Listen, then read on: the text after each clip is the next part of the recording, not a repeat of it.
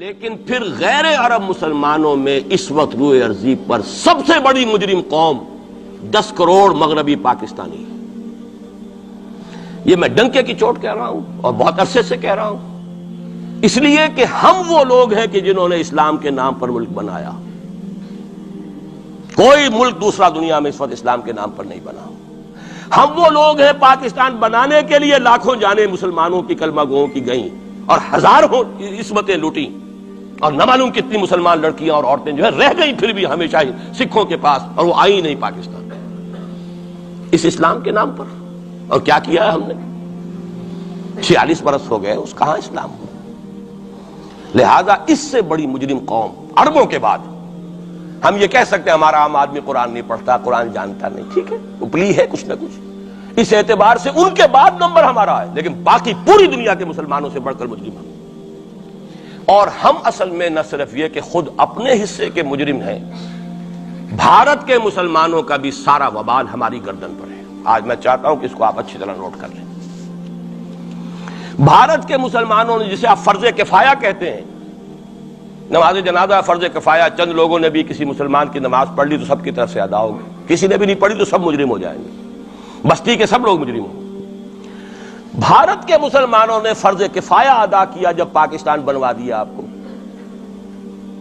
اور اس کی قیمت آج بھی وہ دے رہے ہیں، کھلے نعرے لگ رہے ہیں، مسلمان کے 2 استھان، پاکستان یا قبرستان، تیسرا کوئی جگہ نہیں۔ ڈنکے کی چوٹ کہا بابری مسجد کے بعد ایل کے اڈوانی نے، ہم ساری مسجدیں گرا دیں گے ہندوستان کے اندر، کوئی مسجد باقی نہیں چھوڑے۔ ڈنکے کی چوٹ، اعلانیہ، یہ سب کچھ ہو رہا، اور یہ نعرے تو نہ معلوم کب سے لگ رہے، اور نہ معلوم کب سے میں یہاں ان مسجدوں کے اندر بھی اور اپنی تقریروں میں غور کرتا رہا کہ کیا وہاں ہو رہا ہے، لیکن ہمارے تو کان پر جوں نہیں ریگتی۔ ہمارے تو وہی دھندے ہیں، وہی کاروبار ہے، اپنا بزنس ہے، اس کے سارے مسئلے ہیں، اس کی اپنی بلڈنگیں ہیں، اپنی موٹریں ہیں، اپنے ٹیلی ویژن ہیں، اپنے کئی کورسز کے ڈنرز ہیں۔ اللہ خیر صلی اللہ، ہمیں بحث کیا اسلام سے؟ تو بتائیے ہم سے بڑا مجرم کون ہوگا؟ آج جو کچھ ہندوستانی مسلمان پر بیت رہی ہے اس کا جرم ہمارے کندھے پر ہے۔ یہ میں جذباتی انداز میں نہیں کہہ رہا، میں تو 2 اور 2 4 کی طرح ثابت کر سکتا ہوں۔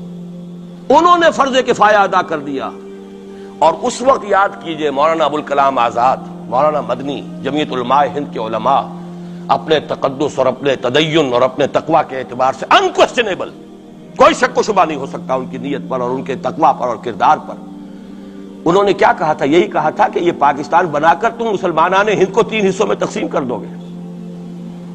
3 میں کہا تھا، 2 میں نہیں، 3 میں۔ حالانکہ بظاہر تو ایک پاکستان بن رہا تھا نا، لیکن یہ مولانا ابوالکلام آزاد کے الفاظ تھے کہ 25 برس سے زیادہ یہ 2 خطے یکجا نہیں رہ سکتے، اور 25 برس کیا، 24.25 برس میں ٹوٹ گیا پاکستان، 25 برس پورے نہیں ہوئے، اور ان کے الفاظ تھے یہ کہ 25 برس سے زائد جمع نہیں رہ سکتے، 24.25 برس میں ختم ہو گیا۔ 16 دسمبر 1971 کو پاکستان ختم ہو گیا کہ نہیں ہو 71 کو۔ بہرحال نوٹ کرنے کی بات ہے، ہم نے کیا کہا تھا؟ میں بھی مسلم لیگی تھا، میں نے بھی نعرے لگائے، چاہے غیر شعوری دور تھا، ہائی اسکول اسٹوڈنٹ تھا، پاکستان کا مطلب کیا، لا الہ الا اللہ، فلک شگاف نعرے لگائے ہیں، اور نوائے وقت کا پرچہ انتظار کرتے تھے اسٹیشن پر کھڑے ہو کر، حصار ریلوے اسٹیشن کے اوپر، کہ اب گاڑی آئی اور اب نوائے وقت لیا اور پھیل گئے پورے شہر میں اس کو پہنچانے کے لیے۔ ہم کیا کہا کرتے تھے؟ جی نہیں، 2 طرف سے پاکستان جو ہے مضبوط پاکستان ہوگا، ہندوستان میں کسی ہندو کو جرت ہوگی مسلمان کے لیے کوئی میلی نگاہ سے دیکھنا بھی؟ وہ سارے خواب کہاں گئے؟ وہ تو حرم ہوئے، وہ 2 طرف کا جفا تھا وہ تو ختم ہوا، اس لیے کہ وہ زنبور تو اب رہا ہی نہیں، وہ تو کھل گئی، نوٹ ہی ختم ہوئی وہ مشرقی پاکستان۔ اور حال یہ ہے کہ آپ کی وزیر اعظم بنگلہ دیش نے یہ بھی پسند نہیں کیا کہ بابری مسجد پر جو بیان تھا وہ نواز شریف صاحب کے ساتھ مشترک بیان دے دیں، یہ اشتراک بھی دنیا کے سامنے نہ آ جائے کہ مشرقی پاکستان سابقہ اور اس وقت بنگلہ دیش کی وزیر اعظم اور مغربی پاکستان جو اب وٹ ریمینز آف پاکستان کے تحت صرف پاکستان ہے، اس کے وزرائے اعظم نے مشترکہ بیان دے دیا، یہ بھی نہیں آنا چاہیے۔ یہ حال ہے ہمارا، حالانکہ بات اپنی جگہ پر کوئی ایسی نہیں تھی، کوئی سیاسی نہیں، ایک مذہبی معاملے کے اوپر اظہار رائے کرنا تھا، انہوں نے کہا نہیں، آپ کے ساتھ مشترک بیان میں نہیں دوں گی، نہیں دیا اس نے۔ تو وہ جو تھا 2 طرف سے جفا، وہ تو سن 71 میں کھل گیا۔ جو ہمارا حال ہے وہ تو ہونا ہی تھا، یہ ملک بنا اسلام کے نام پر، اس کا استحکام ہو سکتا تھا تو صرف اسلام کی بنیاد پر ہو سکتا تھا۔ اسلام سے غداری کی لہذا یہاں تو اب قومیتیں ہیں، یہاں تو اب ایتھنک اور ریجنل اور نہ معلوم کس کس قسم کی اور لنگوسٹک جو ہے نیشنلٹیز ہیں، نیشنلزمز ہیں، وہ جو ایک امت ایک وقت میں بن گئی تھی، ایک قوم مسلم قوم ہندو کے مقابلے کے لیے، وہ تو ختم ہوئی۔ اور حال کیا ہو گیا ہے، اس سے پہلے بھی کبھی کبھی ہندو مسلم فسادات ہوتے تھے، کیا سندھ سے مسلمان نہیں پہنچ جاتا تھا وہاں ریلیف کے لیے؟ کیا پنجاب سے اور سرحد سے مسلمان نہیں جاتے تھے؟ بہار نہیں گئے تھے؟ کیا کانپور کی مسجد شہید ہوئی تھی 1915 میں تو پوری ہندوستان سے مسلمان نہیں پہنچ گئے؟ آپ کیا کر رہے ہیں؟ مندر گرا دیے، یہاں بڑی بہادری کا کام کیا، مندر گرا دیے، شرم سے ڈوب مرنے کا مقام ہے۔ یہاں بھی گویا کہ ہم اپنے عمل سے اسلام کی مخالفت کر رہے ہیں۔ اسلام تو اجازت نہیں دیتا، آپ کسی اور کے جرم کی سزا کسی اور شخص کو نہیں دے سکتے۔ ہمارے پاس تو یہ سیکریٹ ٹرسٹ ہیں، یہ لوگ ذمہ وہ اپنے آپ کو منواتے نہیں، لیکن ہمارے تصور سے، اسلام کے تصور سے ذمہ ہے۔ ان کی جان، مال، عزت، آبرو، ان کی عبادت گاہوں کی حفاظت کا ذمہ ہے ہمارا۔ ایک بڑی بہادری کی ہے، ذرا سوچئے تو صحیح کیا دنیا نے سوچا ہوگا، اور نتیجہ کیا نکلا؟ اگر کسی درجے میں بھی بابری مسجد کی شہادت پر کوئی دنیا میں کوئی رائے عامہ ہو سکتی تھی کوئی ہندوستان کے خلاف، ختم ہو گئی۔ جو انہوں نے کیا 10 گنا تم نے کر لیا۔ تم نے ایک مسجد گرائی ہے، تم نے اتنے 100 کہتے ہیں، پتہ نہیں مجھے تو معلوم نہیں 100 گرائے کتنے گرائے ہیں، بہرحال جتنے مندر تھے تم نے گرا دیے۔ فرق کیا ہے؟ ایک کردار ہے تمہارا، ایک ہی تمہارا اخلاق ہے، ایک ہی تمہارا معیار ہے، کوئی فرق ہی نہیں۔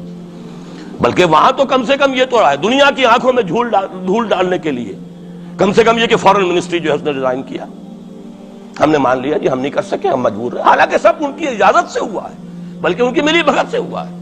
لیکن یہ کہ کلیان سنگھ نے فوراً استعفیٰ دے دیا، منسٹری ختم۔ پھر وہ بھارت کی مرکزی حکومت نے اور بھی پارٹیز کو بھی بین کر دیا، اور اس کے بعد یہ ہے کہ انہوں نے حکومتیں بھی 3 اور صوبوں کی توڑ دی۔ وہ تو سرخرو ہو گئے پوری دنیا کی جو رائے عامہ ہے، ہم اس کے سوا کیا کر سکتے ہیں؟ ہمارا ایک دستور ہے، دستور میں جو بھی صوبائی حکومت ہوتی ہے اس کی اجازت کے بغیر ہم فوج بھیج نہیں سکتے۔ وہاں پہ صوبائی حکومت تھی، اس نے ہمیں یقین دہانی کرائی تھی، سپریم کورٹ کو بھی یقین دہانی کرا دی تھی کہ مسجد کو کچھ نہیں ہوگا، تو ہم تو اس کے اوپر ڈیپینڈ کر رہے تھے۔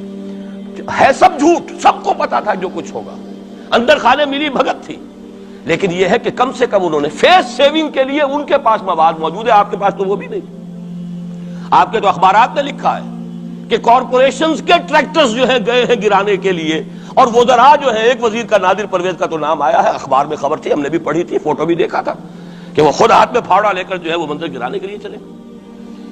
یہ جو صورتحال ہے جان لیجئے، اس وقت میں آپ کو بتانا چاہتا ہوں ہندوستان کے مسلمان پر تو جو قیامت بیت رہی ہے بیت رہی ہے۔ میں نے اپنا ایک تاثر کچھ عرصے پہلے یہاں پہ بیان کیا تھا، رہا ہے میرا تاثر، اور وہ ہے اصل میں وہ لاسٹ سپر جو ہے انجیل میں جس کا تذکرہ ہے حضرت مسیح علیہ السلام نے جو آخری کھانا رفع سماوی سے قبل کھایا ہے اس باغ میں جہاں روپوش تھے اپنے حواریین کے ساتھ۔